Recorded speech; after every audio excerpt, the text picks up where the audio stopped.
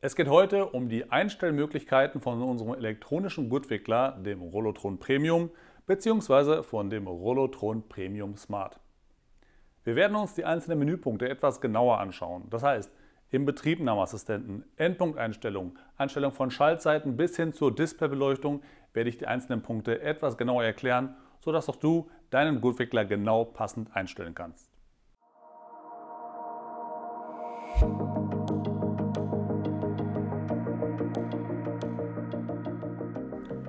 Ich würde sagen, wir fangen auch direkt an und zwar mit dem Inbetriebnahmeassistenten. Wenn ihr euren Gurtwickler Rollotron Premium oder Premium Smart zum ersten Mal anschließt, dann wird das Ganze bei euch genauso wie hier aussehen. In der Anzeige blinkt Endpunkt oder die Abkürzung für Endpunkte und der Pfeil nach oben wird angezeigt. Das bedeutet, wir müssen zunächst einmal Endpunkte einstellen. Jeder Gurtwickler muss wissen, wie weit darf er hochfahren, wie weit darf er runterfahren. Und den Endpunkt stelle ich mit der Taste nach oben jetzt ein. Drücke und halte diese, bis der gewünschte Endpunkt erreicht ist.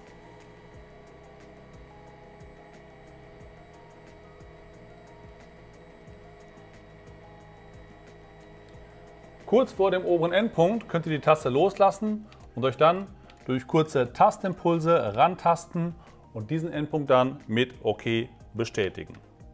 Jetzt kommt der Pfeil nach unten. Und damit kann ich den unteren Endpunkt einstellen, also Abwärtstaste, drücken und festhalten, bis der gewünschte untere Endpunkt erreicht ist.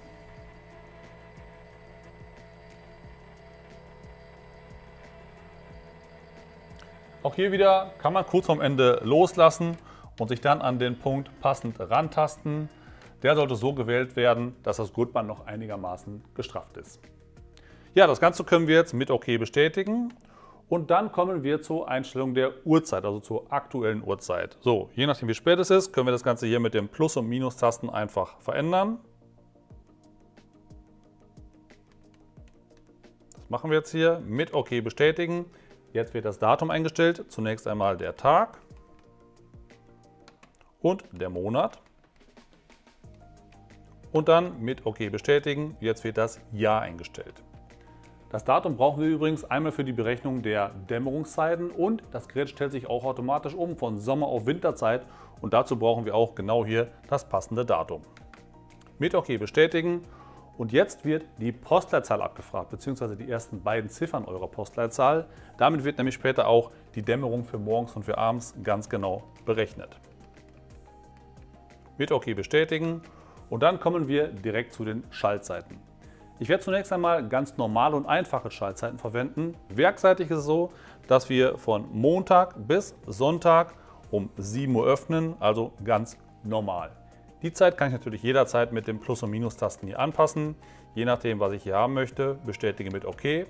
Und jetzt blinkt noch normal. Wie gesagt, wir fangen mit den normalen Schaltzeiten an, also bestätige ich das Ganze jetzt hier.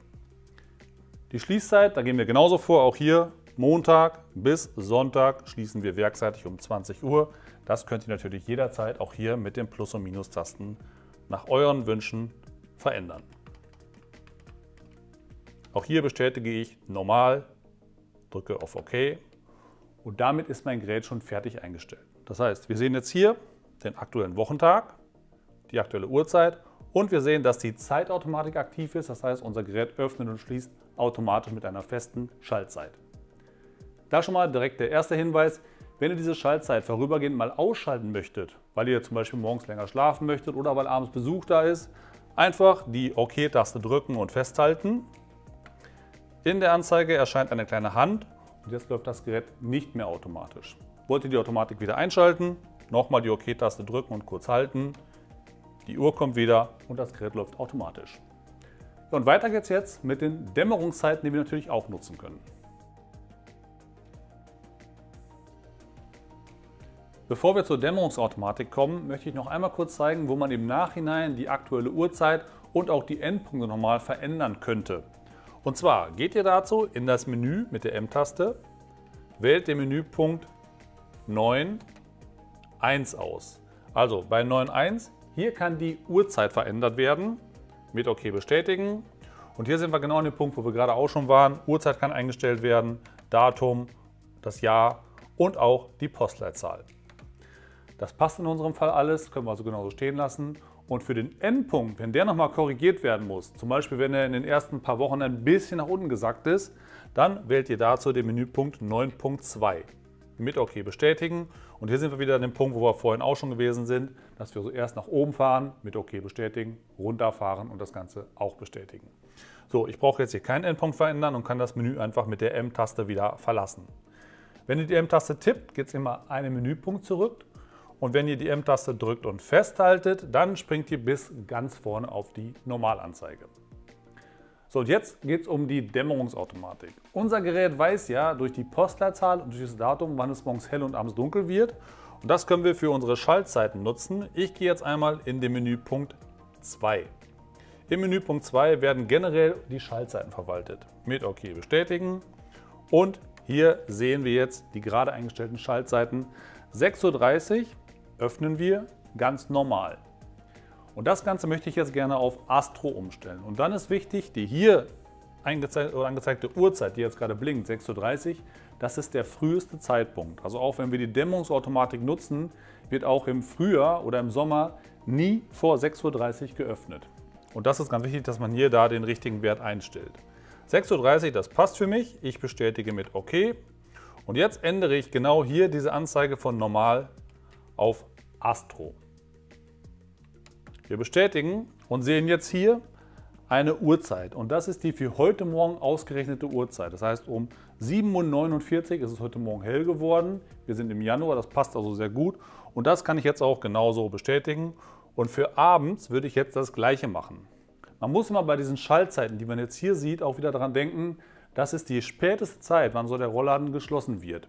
Wir müssen also jetzt ans Frühjahr und den Sommer denken und überlegen jetzt, wann soll der Rollladen spätestens geschlossen werden.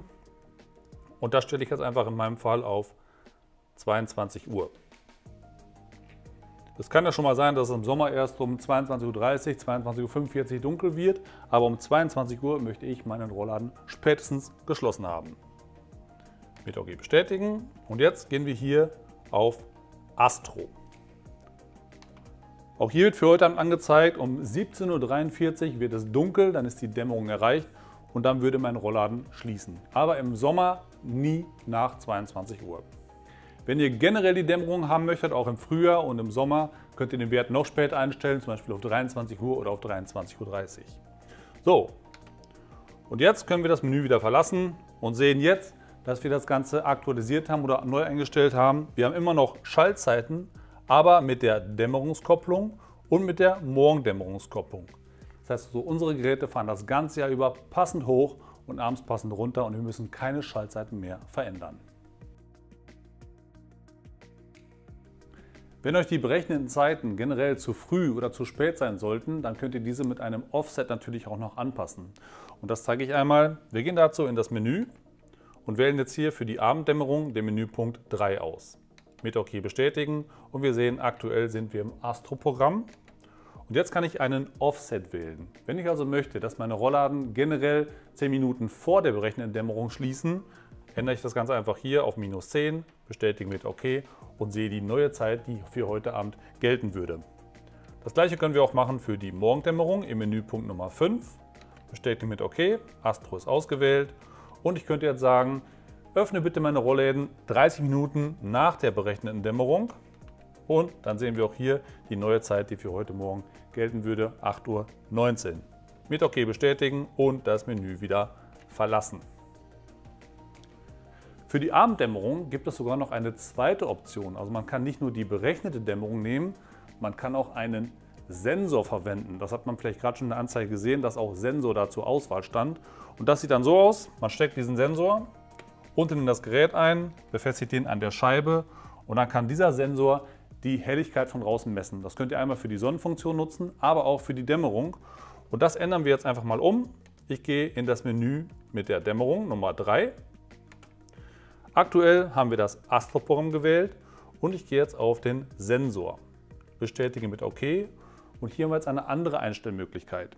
Wir sehen hier einen Grenzwert. 0,7 wird gerade angezeigt. Wir messen von 0 oder von 1 bis 15. Aktuell wird 14 an dieser Scheibe gemessen. Wenn ich den Sensor jetzt noch weiter verdunkeln würde, dann sehen wir, dass sich der Wert hier entsprechend ändert. Und dann ist es einfach so, wenn dieser eingestellte Grenzwert Nummer 7 abends unterschritten wird, dann wird der Rollladen gesenkt. Das ist natürlich dann nochmal genauer als die berechnete Dämmerung, die das Gerät selber vorgibt. Unser Gurtwickler Premium hat auch eine Zufallsfunktion. Dabei werden die eingestellten Schaltzeiten einfach willkürlich um bis zu 30 Minuten nach hinten verschoben. Und diese Funktion kann man ganz einfach einschalten in dem Menüpunkt 6. Werkzeitig ist die Funktion ausgeschaltet. Hier einfach auf On stellen, mit OK bestätigen und das Menü wieder verlassen. Wir sehen hier in der Anzeige jetzt auch den kleinen Würfel, der uns anzeigt, dass die Zeiten nicht exakt eingehalten werden, sondern bis zu 30 Minuten nach hinten geschoben werden. Und jetzt kommen wir noch einmal zu den Schaltzeiten. Ich hatte ja gerade schon gesagt am Anfang, dass wir werkseitig von Montag bis Sonntag die gleiche Schaltzeit haben. Natürlich könnt ihr das auch umstellen. Ihr könnt ein Wochenprogramm nutzen oder ein Wochenendprogramm nutzen und das aktiviert ihr einmalig in dem Menüpunkt 9.5. Man sieht hier schon ein kleines Kalendersymbol, das soll das Wochenprogramm signalisieren. Mit OK bestätigen und wir sehen hier unser werkseitiges Programm. Montag bis Sonntag sind wir mit der gleichen Schaltzeit unterwegs. Jetzt haben wir die Möglichkeit, das Programm 2 zu wählen. Hier haben wir von Montag bis Freitag eine Schaltzeit und für Samstag und Sonntag eine andere. Ihr könntet sogar das Menü 3 wählen oder das Programm 3 wählen. Da könnt ihr, wenn ihr möchtet, für jeden Tag der Woche andere Schaltzeiten festlegen. Ich zeige mir einmal kurz, wie das an dem Menüpunkt 2 aussieht, also unser Wochenendprogramm. Ich bestätige mit OK. Und jetzt ist ganz wichtig, hier wird nochmal angezeigt N1. Ihr hättet sogar die Möglichkeit, noch einen zweiten Schaltzeitblock festzulegen. Das bedeutet, normalerweise fährt der Rollladen morgens einmal hoch, abends einmal runter. Ihr könntet sogar mittags euren Rollladen noch einmal schließen und wieder öffnen, wenn ihr möchtet. Aber in der Regel reicht eine Schaltzeit und deswegen ist es wichtig, dass man hier die N1 mit OK bestätigt. So, und jetzt können wir weitermachen im Menüpunkt 2, wo die Schaltzeiten an sich ja festgelegt werden, was wir vorhin auch schon gemacht haben. Gehen hier wieder rein und sehen jetzt erstmal, dass abgefragt wird von Montag bis Freitag. Welche Schaltzeit möchten wir haben? Das ist das gleiche Prinzip wie vorher auch. Das könnte man alles jetzt einstellen mit Astro-Kopplung und so weiter. Und anschließend wird gefragt, wann soll der Rollladen am Samstag und Sonntag geöffnet werden. Und hier könnt ihr das Ganze natürlich auch genau nach euren Wünschen einstellen, sodass die Rollläden am Wochenende einfach 2 Stunden später öffnen. Jetzt kommen wir noch einmal zur Sonnenfunktion. Bei unserem Gerät habe ich ja bereits den Sensor eingesteckt und den können wir auch für den Sonnenschutz nutzen. Ich gehe dazu in das Menü 4 für die Sonne, bestätige mit OK und schalte die Funktion ein. Danach wird auch wieder der Grenzwert abgefragt, also bei welchem Grenzwert soll der Rollladen nachher gesenkt werden. Das ist hier die 40 und den kann ich einstellen von 31 bis 45. Auf der linken Seite sehe ich den aktuell gemessenen Wert. Aktuell bin ich jetzt hier außerhalb von dem Grenzbereich, das heißt, bei mir scheint die Sonne gerade nicht und dann wird immer die 22 angezeigt. Wenn die Sonne scheinen würde, geht dieser Wert hoch von 31 bis 45 und wenn der Grenzwert überschritten wird, dann fährt der Rollladen herunter. Und zwar fährt der Rollladen runter, bis der Sensor Schatten erkennt, öffnet automatisch wieder ein Stückchen, damit der Sensor freigegeben wird und wenn die Sonne weg ist, wird der Rollladen wieder komplett geöffnet. Und das macht er natürlich nicht immer direkt, sondern mit einer gewissen Verzögerung. Er wartet 10 Minuten und auch das Freiziehen wird erst nach 20 Minuten erfolgen. Abschließend werde ich noch 2 Menüpunkte zeigen, die ich ganz interessant finde. Und zwar geht es einmal um die Displaybeleuchtung. Man sieht hier, das Display geht immer wieder komplett aus, wenn ich eine Zeit lang nichts im Menü mache. Wenn ihr gerne die Displaybeleuchtung permanent eingeschaltet haben möchtet, dann könnt ihr das Ganze machen in dem Menüpunkt 9.4 mit OK bestätigen. Und jetzt haben wir hier 3 Möglichkeiten. Entweder ist das Display ganz aus, minimal beleuchtet, mittel oder maximal. Ich gehe mal auf den mittleren Wert, bestätige mit OK. Und wenn wir hier das Menü wieder verlassen, dann wird man sehen, dass nach kurzer Zeit das Display etwas abgedunkelt wird, aber es bleibt noch beleuchtet. Je nachdem, wo das Gerät eingesetzt wird, kann das natürlich eine ganz schöne Sache sein, dass man immer die Uhrzeit sieht. Und dann gibt es noch einen Menüpunkt, und zwar kann man die Geschwindigkeit von dem Gerät einstellen. Wenn so ein Gurtwickler zum Beispiel im Schlafzimmer ist, dann kann es natürlich auch schon mal sein, dass die Lautstärke von dem Motor etwas stört. Und wenn ich den Motor langsamer fahren lasse, ist es natürlich auch leiser. Und das könnt ihr machen in dem Menüpunkt 9.6 mit OK bestätigen. Und werkseitig fährt das Gerät in der maximalen Geschwindigkeit bei manuellen und bei automatischen Befehlen. Wenn ich das Ganze hier auf 2 ändere, dann wäre es so, manuelle Befehle sind immer schnell, automatische Befehle aber langsam. Und wenn ich hier auf die Nummer 1 runtergehe, dann sind manuelle und automatische Befehle langsam. Das können wir uns kurz einmal anschauen. Ich gehe aus dem Menü raus und schließe meinen Rollladen. Und dann sieht man, dass dieser relativ langsam läuft, aber dafür auch entsprechend leise ist. Ja, das waren jetzt einige Punkte zu unserem Goodwickler Premium bzw. Premium Smart. Die Funkinformationen oder die Funkmenüpunkte habe ich jetzt hier nicht gezeigt. Die werden wir in separaten Videos zeigen. Das war, glaube ich, so schnell eine ganze Menge, was das Gerät alles kann. Unterm Strich muss man sagen, die wichtigsten Punkte sind werkseitig in der Betriebnahmeassistent schon mit eingestellt und alles andere habe ich jetzt hier gezeigt. Ich hoffe, dass die Infos weitergeholfen haben und sage vielen Dank fürs Zuschauen und bis zum nächsten Mal. Tschüss!